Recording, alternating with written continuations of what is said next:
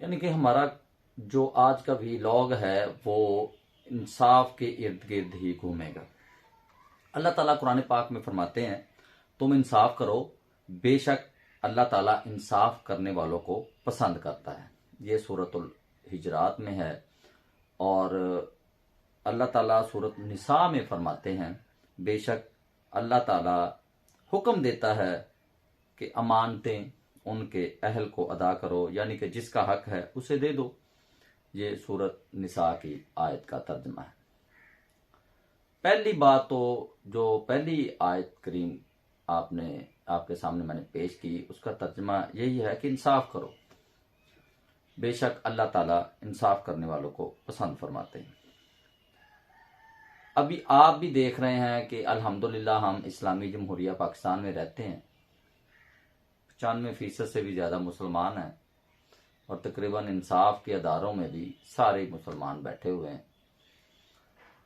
और आप देख भी रहे हैं, किसी को कोई शक ही नहीं है कि इंसाफ पाकिस्तान में कितना हो रहा है और कितना नहीं हो रहा।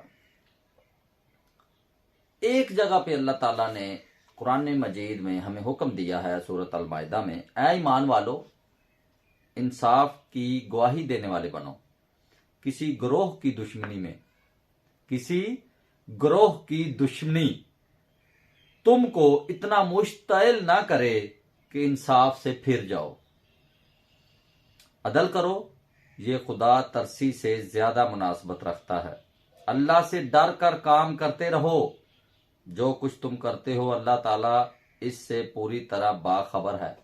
ये सूरत अल-माइदा में अल्लाह ताला का हुक्म है और तमाम मुसलमानों के लिए क़यामत तक यही हुक्म है।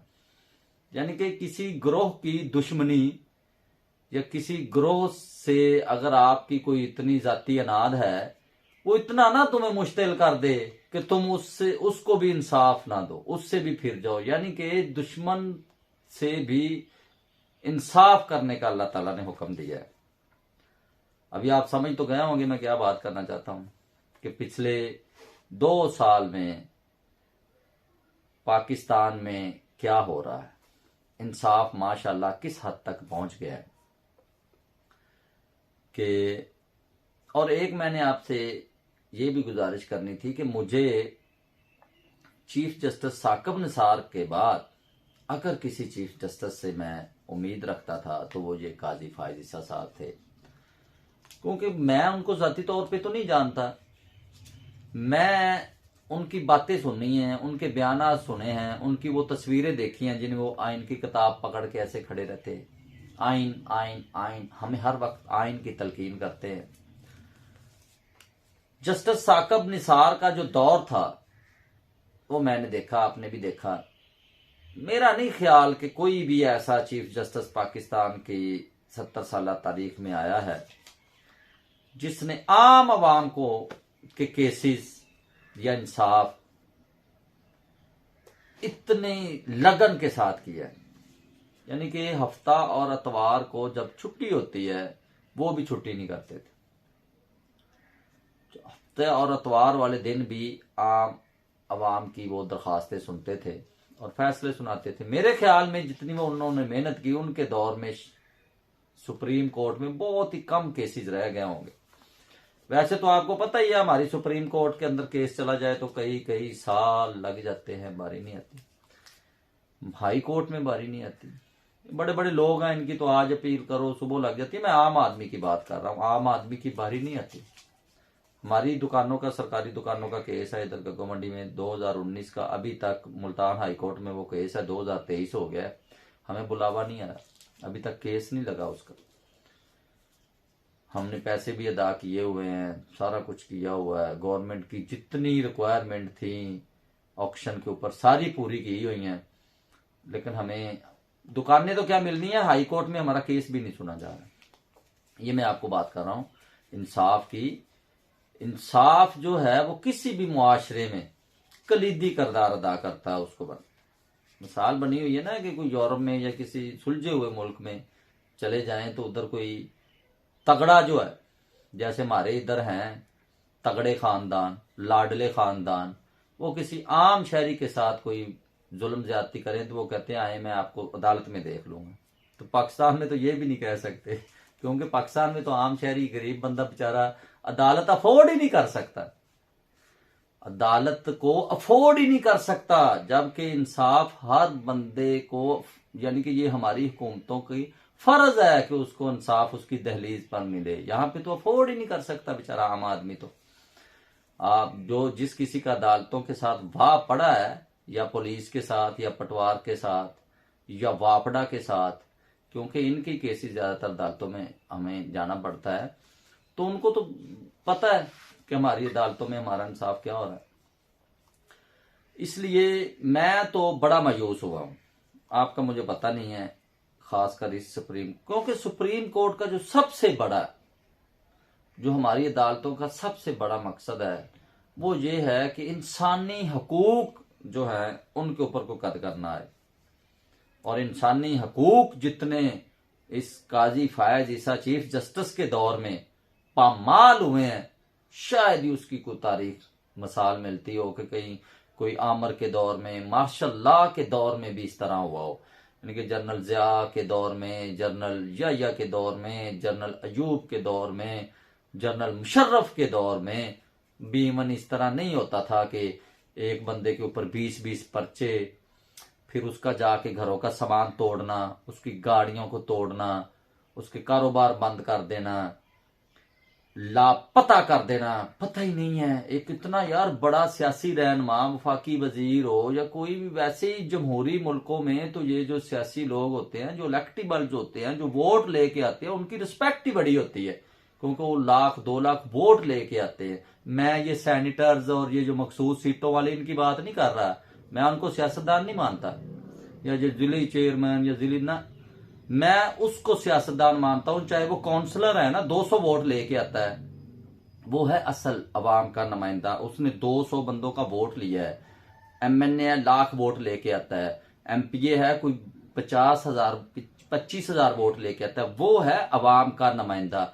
ये सेंटर, ये जिले चेयरमैन, ये मशीर, ये जो इन्होंने अपने अपने किचन कैबिनेट में बना देते हैं, या ये जो मखसूस सीटें मुशर्रफ एक हमें तोहफा दे गया खवातीन वाला, तो ये तो सिर्फ हम गरीब अवाम के ऊपर बोझ हैं, और वो बोझ हम बर्दाश्त कर रहे हैं, कर्जे चढ़ रहे हैं। ये सेनेट चेयरमैन मुराद देखो, इसकी एक वोट नहीं लिया इसने, एक वोट भी किसी आम अपने मोहल्ले का या गली का या अपने हल्के का नहीं लिया, और उधर ऐसे शानो शौकत इस्लामाबाद में रहता है जैसे ये पूरे पाकिस्तान का मालिक है।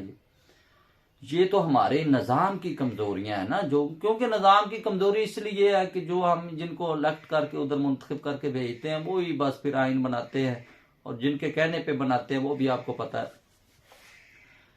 मैं कह रहा हूं कि इतनी, मेरा जो असल मौजू है कि इतनी इंसानी हकूक की पामालियां किसी आमर के दौर में भी नहीं हुई जितनी ये जब से ये चीफ जस्टिस आए हैं कोई। यानी कि इनका पहला फर्ज ये है कि आम आवाम को जो इंसानी हकूक है वो पूरे करें।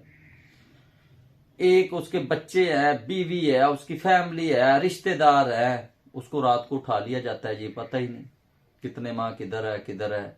बस फिर वो एक प्रेस कॉन्फ्रेंस करे, आके बैठे, उसके सारे गुनाह धुल गए, वो पाक हो गया, वो इस तरह का हाजी बंदा ही कोई नहीं पाकिस्तान में जिस तरह का वो हो गया। नहीं कि ये अगर कोई इसका हल कर सकता है तो वो एक चीफ जस्टिस कर सकता है। उसको अल्लाह ताला ने ये इख्तियार दिया है और उसको करना चाहिए। लेकिन इस मामले में वो ऐसे हैं जैसे कोई खबर ही उन तक नहीं जाती, उनको पता ही नहीं है कि कोई पाकिस्तान में किसी को उठाया जा रहा है, पाकिस्तान में किसी को गायब किया जा रहा है, पाकिस्तान में क्या किया जा रहा है। यानी कि वो ऐसे फील कर रहे हैं जैसे ये उनके अंडर ही नहीं आता काम, ये किसी और ने करना है, वो तो ऐसे बेचारे बैठे। अगर किसी और के भी जुम्मे हो तो फिर भी उनको बोलना चाहिए। और इनकी ये जो मैं आपको बात कर रहा हूं, ये चीफ जस्टिस साहब की इंशाल्लाह क़यामत वाले दिन इनकी पूछ होगी इनसे। ये तो अब तो चीफ जस्टिस है ना, यहां पे तो कोई पूछने वाला नहीं है।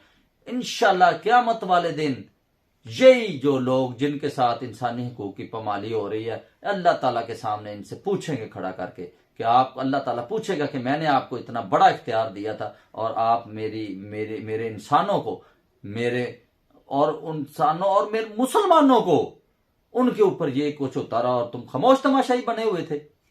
और देख लेना ये उधर कोई जवाब नहीं दे सकेगा इसको, और दे भी क्या सकता है, सबके सामने हो रहा है। उनके बच्चे रुल रहे हैं, उनके कारोबार खत्म हो रहे हैं। मसला क्या है? मसला एक सियासी इख्तलाफ है।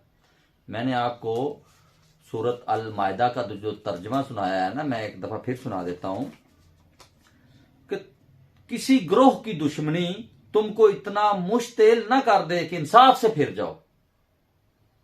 ये अल्लाह ताला का हुक्म है। जी अल्लाह ताला ने हमें हुक्म दिया है कि अगर किसी के साथ आपकी दुश्मनी भी है, इंसाफ उसको फिर भी देना आपने। लेकिन पाकिस्तान में जो हो रहा है मुझे बताने की जरूरत नहीं है, आपको भी पता है। और जो अमानतों वाली, मैंने आपको, ये इलेक्शन एक अमानत है चीफ इलेक्शन कमिश्नर साहब, ये आपके पास एक अमानत है। ये जो इसके अहल हैं उनको आप दे सकते हैं। ये भी अल्लाह ताला का हुक्म है। जे आपके हाथ में ये जो इलेक्शन साफ शफाफ कराना है, ये एक अमानत है। आपको साफ शफाफ इलेक्शन कराना चाहिए, जो भी जीते। ये नहीं होना चाहिए फिक्सिंग, जिसको हम मैच फिक्सिंग कहते हैं, कि लाडले पहले ही फैसला कर लेना है कि ये लाडला है, इसको जिताना है। इधर तो आप ये फैसले कर लेंगे। हम मुसलमान हैं, हमारा यकीन है, हमने मरना है, हमने जाके हिसाब देना है क़यामत के रोज अल्लाह ताला को। उधर कोई नहीं होगा, उधर इंसाफ होगा। अल्लाह ताला से बढ़कर इंसाफ करने वाला कोई नहीं है। फिर उधर आप क्या करो, कितनी 20 साल है, 30 साल है, 50 साल है, 100 साल और जी लेंगे, फिर क्या होगा?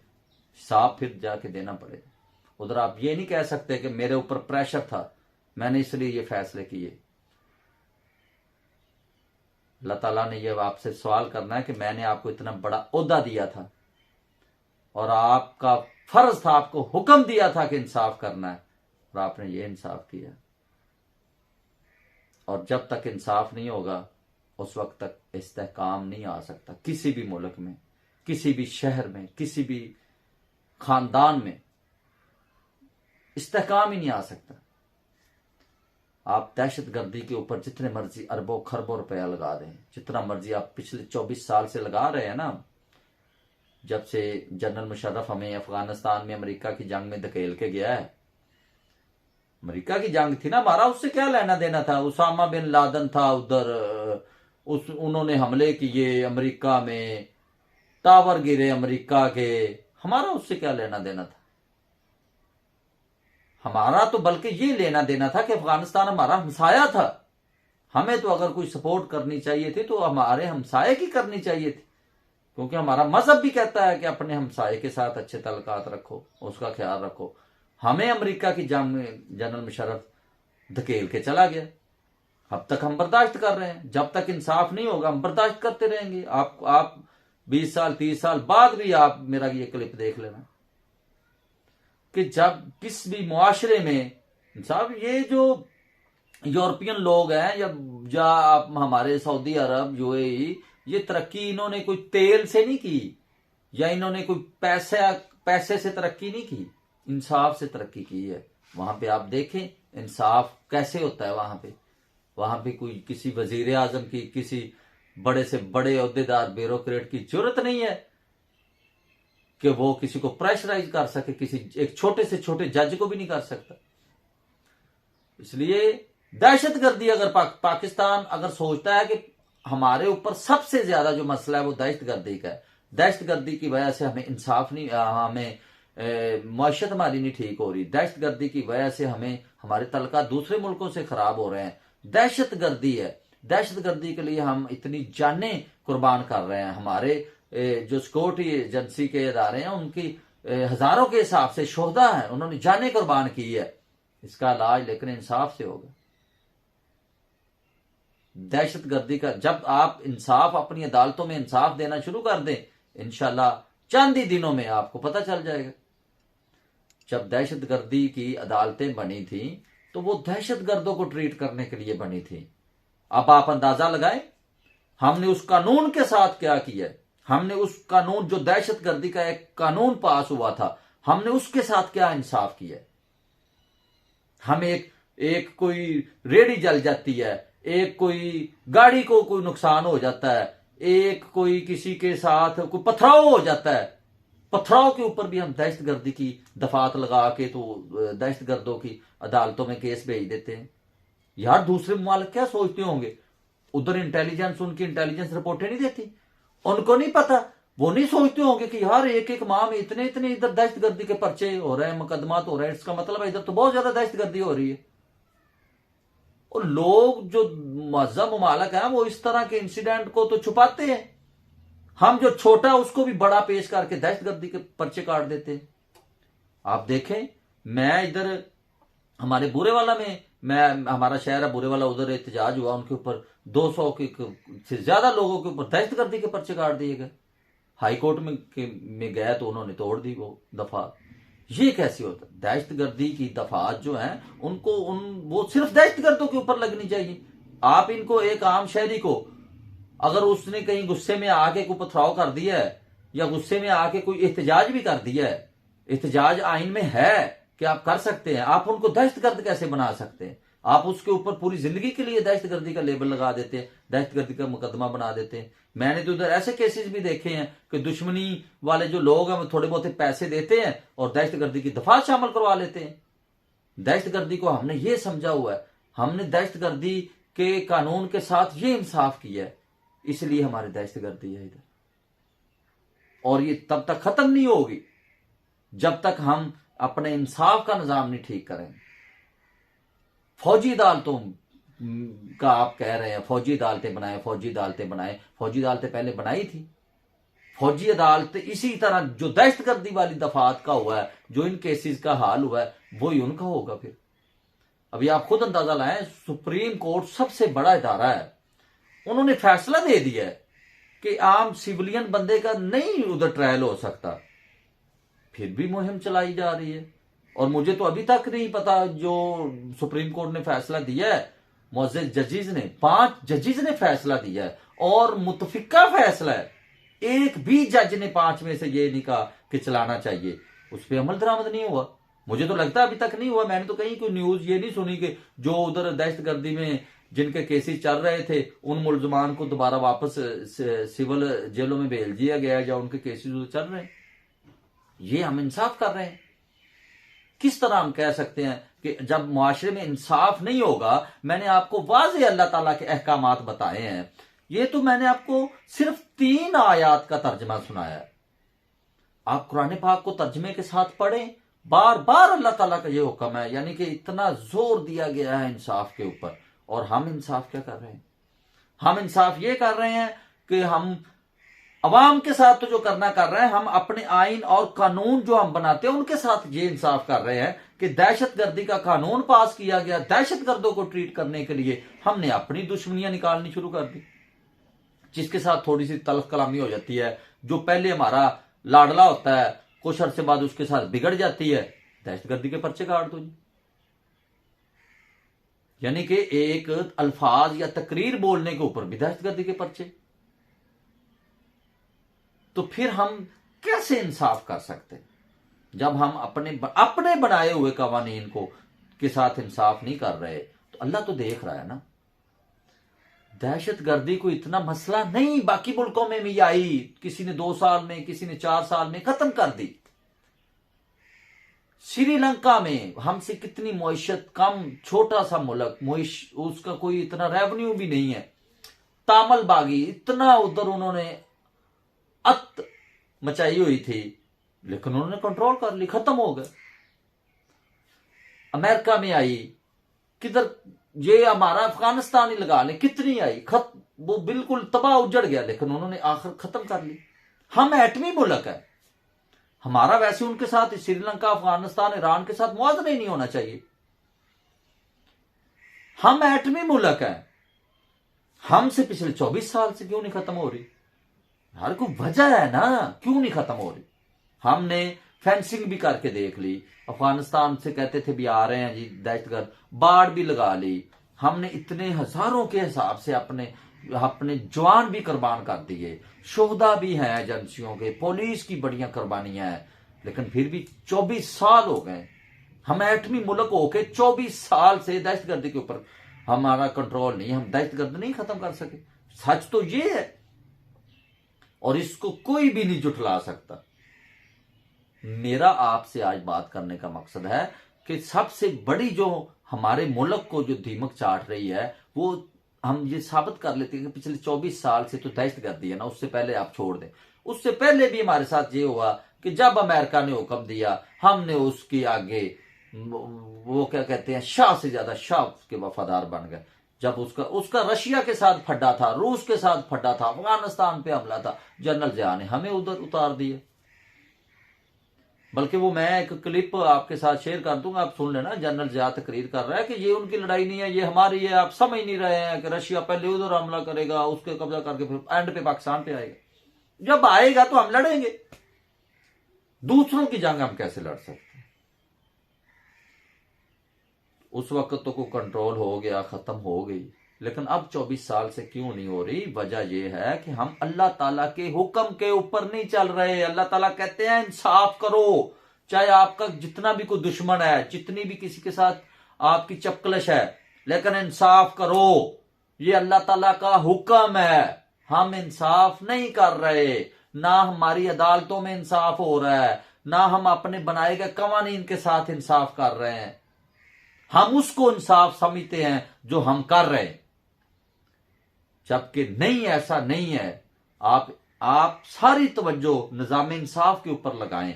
जो अवाम जिनको मुंतखब करती है उनको आने दे, उनको हुकूमत चलाने दे। वो स्याह करें, सफेद करें, जबकि आइन में लिखा है ना अवाम जिसको मुंतखब करे वो हुकूमत चलाए। उनको करने दे जो करते हैं। 5-7 साल में निजाम ठीक हो जाएगा। क्यों है ऐसा कि हमारे मुल्क की 75 साल तारीख में एक भी वजीर आजम को अरसा पूरा नहीं करना दिया गया? कुछ तो है ना। इसका मतलब है इंसाफ हम अपने मुंतखब नुमाइंदे के साथ भी नहीं करते। उसको उसका जो आइन ने उसको 5 साल दिए, उनको दो, उसके बाद इलेक्शन हो। ये हम काजी फाइज ईसा साहब से मैं इसलिए मायूस हूं कि ये हमें हर वक्त आइन आइन आइन बताते हैं। आइन, वो कहते हैं सबसे आगे मुझे आइन है, मैं आइन पे चलूंगा। मुझे आप बताएं किस आइन में लिखा है काजी साहब कि 90 दिन से आगे इलेक्शन जा सकते हैं? आप मुझे बताएं, आप जो आइन के इतने बड़े पाबंद हैं, किस आइन में यह लिखा है कि 90 दिन असम्बलियां खत्म होने, मुद्दत खत्म होने के बाद आगे जा सकती हैं? हां, यह लिखा हुआ है कि जो हुकूमत है वो अपनी मुद्दत 1 साल आगे बढ़ा सकती है अगर कोई इमरजेंसी हो तो, लेकिन इलेक्शन नहीं आगे कर सकती। ये नहीं है कि आइन में लिखा हुआ हो और आप एक करारदाद पास करें, वफाकी कबीना की मंजूरी लें, चलो जी आगे ठोक दें। अगर वो तो हुकूमतें करती हैं, उसके बाद आपका काम था 90 दिन में पूरे कराना। या जो साहब का चीफ जस्टिस साहब है, उन्होंने हुक्म दिया था 14 मई, उनका काम था करवाना। यह हमारा काम नहीं है। हमारा काम है आपको वक्त के ऊपर तनख्वाह देनी। हम अवाम का काम है आपको वक्त के ऊपर तनख्वाह दें।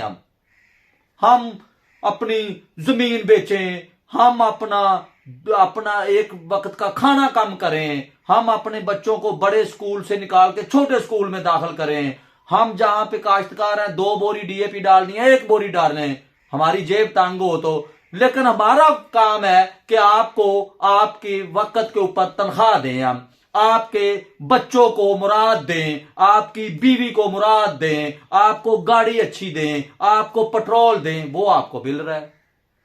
हम अवाम अपना काम बिल्कुल सही कर रहे हैं, फिर आप क्यों नहीं कर रहे? हम पूछ सकते हैं कि नहीं? ये अगर हम किसी के साथ इतना अच्छा कर रहे हैं कि अपना पेट काट के दे रहे हैं, यकीन कीजिए काजी साहब, इस वक्त ये हालात है जो मैंने आपको बताए हैं। बिजली के बिल हम अपने दरख्त उखाड़ के ना, जमीनों से दरख्त बेच बेच के बिजली के बिल अदा कर रहे हैं। उनमें से उसके ऊपर जो टैक्स लगता है वो, उससे आपके बच्चों की मुराद, आपकी बेगम की मुराद, आपके घर की मुराद और आपकी तनख्वाहें पूरी हो रही हैं। आप फिर हमें इंसाफ क्यों नहीं दे रहे? आप क्यों नहीं अपना काम सही कर रहे? अगर आप नहीं कर सकते तो आपके पास आईन ने ऑप्शन दी है, आप रिजाइन करें, दूसरे को आने दें। ये तो कोई बात नहीं हुई कि आपके सामने सब कुछ हो रहा है, मुल्क तबाह किया जा रहा है। जमहूरी मुल्क है, उसमें अगर जमहूरियत नहीं होगी तो वो तबाह हो रहा है। तो आप आराम से बैठे हुए, कोई बिल्कुल आपको ऐसे है जैसे ये जो हालात है ये आपके हमसाया किसी मुल्क में हो रहा है, पाकिस्तान में हो ही नहीं रहे। आपको तो बिल्कुल कभी कोई बयान भी नहीं सुना। आप आइन आइन आइन आइन करते रहते। आइन में कहीं लिखा है ये कि ये जो सिलेक्टेड निगरान हुकूमतें हैं वो एक एक साल चलती रहे? पंजाब जैसे सूबे में जो आधा पाकिस्तान है 10 माह हो गए जो 90 दिन के लिए हुकूमत, किसी आइन में लिखा हुआ है? और आइन में तो 2/3 अक्सरियत के बगैर तरमीम नहीं हो सकती। तो 2/3 अक्सरियत तो किसी को इधर अवाम देती ही नहीं है, फिर कैसे आइन के बगैर ये बैठे हुए? मुझे तो लगता था पहला सो मोटो आप इस बात के ऊपर लेंगे। ये मैंने कहा ये मुझे तकलीफ सिर्फ इस बात की है कि हम मुसलमान हैं, हम अल्लाह ताला के हुक्म को हम डिनाई कर रहे हैं। अल्लाह ताला कहता है चाहे किसी के साथ कितनी भी आपकी रंजिश या दुश्मनी हो उसको इंसाफ दो। जब अल्लाह ताला के हुक्म को हम नहीं मानेंगे फिर अजाब आएगा। हम इसी तरह तंगदस्ती बर्दाश्त करेंगे। हम क्यों आपकी वजह से फिर जलील हो रहे हैं? इंसाफ करना आपका काम है ना। आपकी वजह से हमारे ऊपर भी फिर अल्लाह ताला का अजाब आ रहा है। हम भी तंगदस्ती है, हमारी फसलें नहीं कोई खरीद रहा। मकई की फसल है कोई खरीद ही नहीं रहा। 2 साल 3 साल पहले जो पिछली हुकूमत इमरान खान की थी रेट था 5,000 रुपए मन 40 किलो का, अब 1800 भी नहीं खरीद रहा। जो हमारी चीजें हैं जो हम उसमें डालते हैं खाद स्प्रे पानी डीजल वो 3 गुना बढ़ गया है। जो हमारी प्रोडक्ट है फसल है वो 3 गुना कम हो गई। ये भी नाइंसाफी है, लेकिन कोई नहीं पूछने वाला। ये नवंबर का महीना खत्म हो रहा है, गन्ने की क्रशिंग अभी तक शुरू नहीं की किसी ने। आपने क्यों सो मोटो नहीं लिया? ये आपका काम है हमें इंसाफ देना काश्तकारों को। एक 24 करोड़ के बच्चे को इंसाफ देना आपका काम है, क्योंकि ये बच्चा ये अपना पेट काट के आपको तनख्वाहें दे रहा है।